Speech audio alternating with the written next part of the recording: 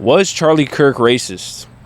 This is a major question that has been going around not only within myself, but in society now. Everyone has been giving their own opinions on who Charlie Kirk was, what he believed in, what he represented.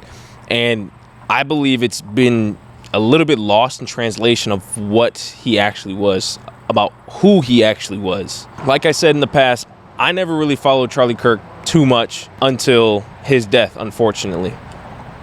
But a lot of what he says I agree with. But there still remains one question that everyone is asking. Was Charlie Kirk a racist? As an African-American man, I guess you can say that's something I was curious about. So I did my research. I want to take you guys through a series of things that I found about was Charlie Kirk actually a racist? Let's get into it. Charlie, for the sake of myself, I really do appreciate the ability to debate with you, man. I want you to think about what I asked you. Okay, you mind if I have a hat? Yeah, sure. Thank you. Great points. I would say that I am with you for the idea of a colorblind society. I think it's a bit of a farce to say that colorblind society is something we should aspire to, but I think it's a farce to think that it doesn't exist, that race doesn't play a factor. I totally agree. Okay. Yeah, you're black, but it doesn't matter. Mm-hmm. It's not the most important thing. Instead, it's, are you a good person? How do you act? How do you treat other people? Are you a Christian? Like, what is your worldview? I want to get back to that. Of course, we're still going to see differences, but I want to de-emphasize them to a place where we look at each other as fellow human beings and fellow American citizens. Thank you so much, man. Appreciate it. Thank you. Hey, can I get a hat from my buddy? Absolutely.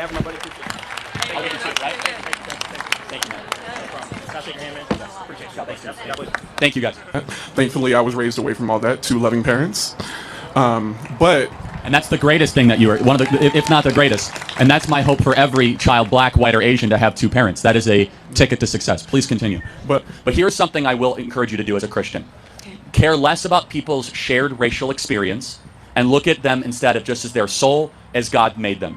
We should try to strive towards a blinder race nation, not one that talks about skin color all the time. I agree 100%. And I think, where's my brother up here? Where's my man? Look at him. You got to come up here. Come up here. Come up here. Come up here. Get over the gate. Come over the gate. Look at this guy here. Look at this. Yeah. Right up to the mic. You stand for me, we good. Wait, I only stand up for white. Is that a white man? Can you look at him, please? Look at him. Is that a white man? Is that a white man? You said I only stand up for white men. He's got dreads. Instead of just looking at everything in the past that's wrong and bad through a victim lens. Say, you know what? It's still going on. Okay. One sec. Say, you know what? I'm an American. And I'm going to use my mental energy to say, despite all of that, I get to succeed and flourish and prosper as a black American at the University of Tennessee.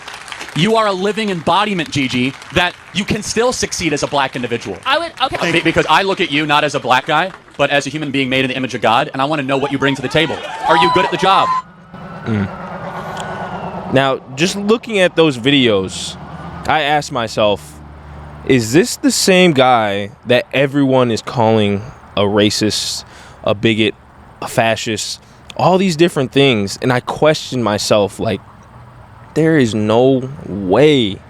There's no way this guy can be a racist. There's no way. You can't fake racism. You can't fake this. You can't fake it. I want to highlight this. It's the fact that he wants a colorless society. And personally, that is the area we should go. This is actually one thought I've had in my mind as well, is like, I am not a black man. I'm not a white guy. I'm not any of that. I am just a man in the eyes of God. And that's what all of us are. And I think we just need to get back to not having these racial standards or having race at all. It is a man-made construction. That's what race is. It was created by us as a social structure. And Charlie Kirk is advocating for a colorless society. And that makes me question so many people in the black community. How can you push racism on a guy who advocates for the success of black people? And I know there's other clips that people have been using that have been circulating on the internet, but so many of these clips have been taken out of context to where we only see one side, to where it makes us believe that Charlie Kirk was a racist. And it just reminds me of how much people lack in knowledge and understanding. And I'm even embarrassed for the black community. I think so much of the time we try to find race in every situation. We try to find a reason to find racism. I'm not saying racism isn't real, because it definitely is in America. It's real. But trying to find it in every certain situation is what the black community does. And it's a big problem. It's a major problem. We're trying to find reasons to include race in everything, and it needs to be fixed. Stick with me here, though. I want to show you guys this next video of Charlie Kirk being racist. Racist. This word has been overused for so long that we don't seem to understand what it is anymore. And it's what people call Charlie Kirk, in part for this statement about several prominent black women. In fact, you know, if we would have said 3 weeks ago, Blake, if we would have said that Joy Reid and Michelle Obama and Sheila Jackson Lee and Ketanji Brown Jackson were affirmative action picks, we would have been called the racist. But now they're coming out and they're saying it for us. They're coming out and they're saying, I'm only here because of affirmative action. Yeah, we know. You do not have the brain processing power to otherwise be taken really seriously. You had to go steal a white person's slot to go be taken somewhat seriously. Was that rude and insensitive of Charlie? Yes. Was it a counterproductive personal attack? Also yes. Was it racist? No. The Oxford English Dictionary defines racism as prejudice or discrimination based on race, or the belief that some races are inherently superior. Out of context, Charlie's statement can sound racist. And here's the context. Charlie was talking about affirmative action policies. He was responding to a series of admissions by several of those black women that they benefited from affirmative action, including this one. Rise today as a clear recipient of affirmative action, particularly in higher education. I may have been admitted on affirmative action, both in terms of being a woman and a woman of color, but I can declare that I did not graduate on affirmative action. Michelle Obama wrote of her college experiences, I sometimes wondered if people thought I got there because of affirmative action. I went to Harvard, and I've often wondered the same thing. I even had a white liberal, who I knew, throw that in my face. And it's a rational thing to wonder. Charlie voiced the doubt that many were afraid to admit. In a system that factors in race, people will wonder if race is a factor. So if Michelle wondered if people had doubt, wouldn't it be reasonable to expect that some people did have doubt? Now, look, you might think the upside of affirmative action outweighs the downside. That's okay. Charlie disagreed. And here was his mistake. By attacking the intelligence of those women, he made his point in an emotionally unintelligent way. It was racially insensitive. Charlie was a white man commenting on specific black women. So there's a higher chance of him coming across as offensive and other black women feeling defensive. That doesn't mean he can't speak. It's just a reminder to all of us that what you say matters and how you say it matters too. And it wasn't racist. He didn't say they were unqualified because they were black. He said he thought they were unqualified and speculated they were elevated because they were black. And affirmative action policies create the conditions for that speculation. He attacked specific individuals who he thought benefited from a race-based policy. He did not imply that their race made them inferior. Which brings us to our bigger problem. Charlie was just killed. People are celebrating his death. His comment was insensitive, and celebrating death is inhuman. That would be true even if that statement was racist. But that's the problem with social media. An insensitive sentence gets called racist. And then racists get the death sentence. Then people rush to explain, I don't condemn violence, but this is why I'm not bothered. We should all be bothered.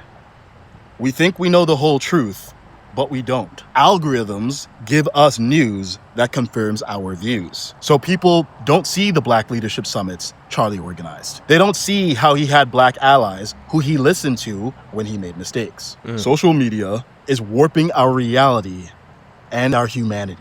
A bad argument doesn't make a bad person, but we exaggerate the bad and explain away the good. And now, many are celebrating the death of a man they're certain they understood. Throwing around the word racist has been like water in today's society, and we're forgetting what a true racist means. And what we just saw, that is not a man being racist. And I want to focus in on what the bigger picture is here. We should be talking about how God sees us, how God truly sees us. Does God really see us as black people, as white people, as Asian people? Does he? I want to take you guys to this verse in Romans. It's Romans 2:11. For there is no respect of persons with God. What that means is God doesn't play favorites. God doesn't like anyone more than the next person. We are all on the same playing field. And I think we need to think about this verse and to see people as God sees us, as just people, as human beings, all equal, all free, all given equal opportunity to live this life. Whether you're black, whether you're white, whether you're Asian, European, doesn't matter. We need to see everyone as God sees us, because that's all we are. We are just people. God does not judge us based off race. He doesn't judge us based off how much money we have in our bank account, but he judges us off the intent of the heart. He judges off what is on the inside. And what makes that more beautiful is that God even talks about that we should not look on the outside of a person, not his face, not his height, not what he does for his work, not by his outward appearance at all.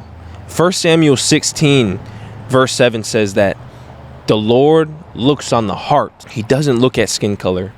He doesn't look at our status, our wealth.